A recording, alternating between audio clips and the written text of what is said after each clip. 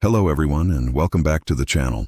Today we're taking a deep dive into one of the most pivotal moments in world history, the American Revolutionary War. How did a group of colonies take on the mightiest empire on earth and win? It's a story of courage, sacrifice, and the birth of a nation. So, grab your tricorn hats and let's unlock the secrets of the revolution.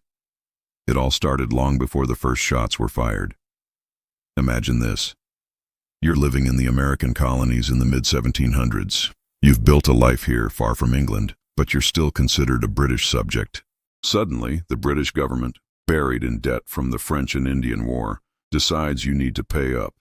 They slap on taxes like the Stamp Act and the Townshend Acts, taxing everything from paper to tea. But here's the kicker. You have no say in it, no representation in Parliament. It was the ultimate case of taxation without representation, and it lit a fire of resentment across the 13 colonies. Britain tried to tighten its grip with policies like the Quartering Act, forcing colonists to house British soldiers. Tensions boiled over with events like the Boston Massacre and the Boston Tea Party. The colonies weren't just angry about money, they were fighting for their rights and their freedom to govern themselves.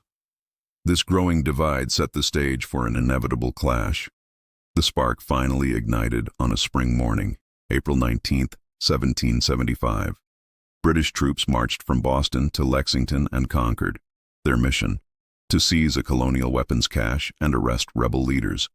But thanks to riders like Paul Revere, the colonial militia, known as the Minutemen, were ready. On Lexington Green, a shot rang out, the shot heard round the world. The brief skirmish turned into a running battle as the British retreated to Boston, harassed by colonial marksmen every step of the way. This wasn't just a protest anymore, it was armed conflict. The war had begun. With war a reality, the colonies needed to get organized. The Second Continental Congress convened and made a monumental decision: to form a unified army, the Continental Army. And who would lead this ragtag force against the most professional army in the world? They chose a Virginia planter with military experience from the French and Indian War, George Washington. His appointment as commander-in-chief was a masterstroke. Washington wasn't just a general, he was a symbol of colonial unity and unwavering resolve. He faced the immense challenge of turning farmers and merchants into a disciplined fighting force, a task that would test his leadership to its very limits. Just a couple of months later, in June 1775, came the first major battle, the Battle of Bunker Hill.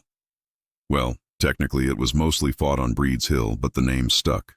The colonial militia had fortified the high ground overlooking Boston, posing a direct threat to the British. The British generals, confident in their superiority, launched a frontal assault up the hill. Twice they were driven back by withering fire from the colonists.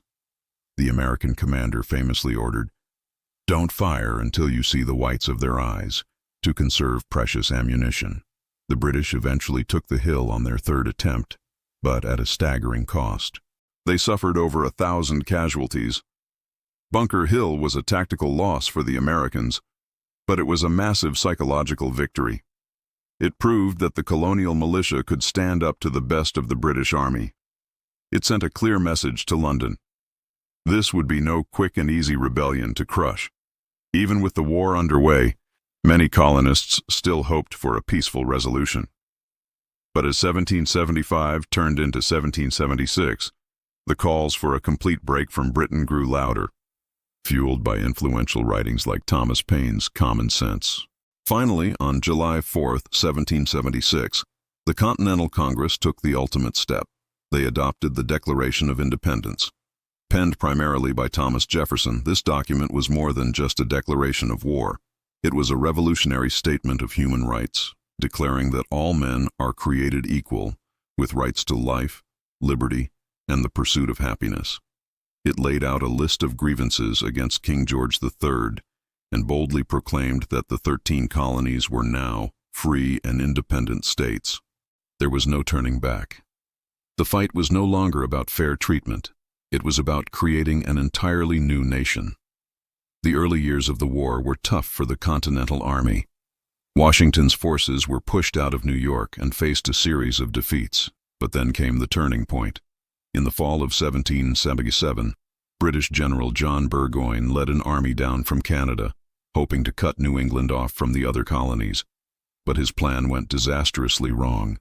He was surrounded and forced to surrender his entire army at the Battle of Saratoga. This American victory was monumental. It wasn't just a win on the battlefield, it was a diplomatic triumph.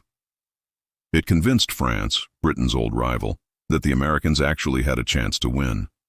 The French signed a formal alliance, providing the colonies with much-needed money, weapons, and most importantly, a navy and an army.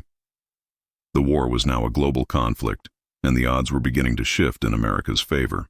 But victory at Saratoga was followed by one of the darkest periods of the war, the winter of 1777-1778 at Valley Forge. Washington's army, battered and exhausted, set up a winter camp outside Philadelphia. The conditions were horrific. Soldiers faced brutal cold, inadequate food, and rampant disease. Thousands died without ever seeing a battle. It was a time of immense hardship and despair. Yet, Valley Forge was also a place of transformation. A Prussian officer, Baron von Steuben, arrived and began drilling the soldiers relentlessly. He taught them discipline, tactics, and how to fight as a cohesive unit. The army that marched out of Valley Forge in the spring was smaller, but it was tougher, more professional, and more resilient than ever before.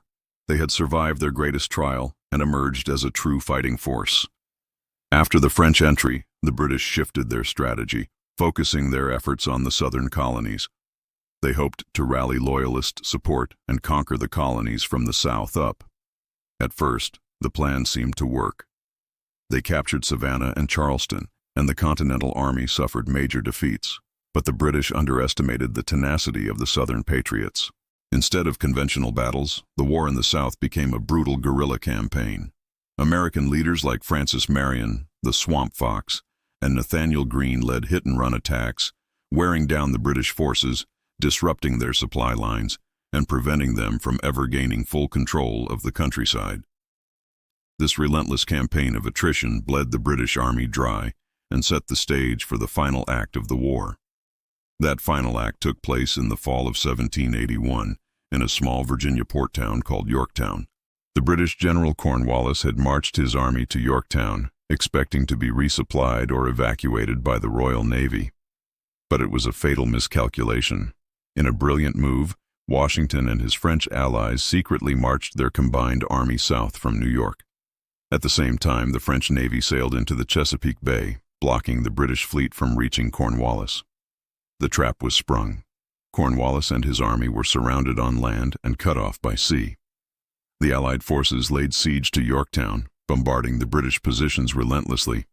With no hope of escape or reinforcement, Cornwallis had no choice.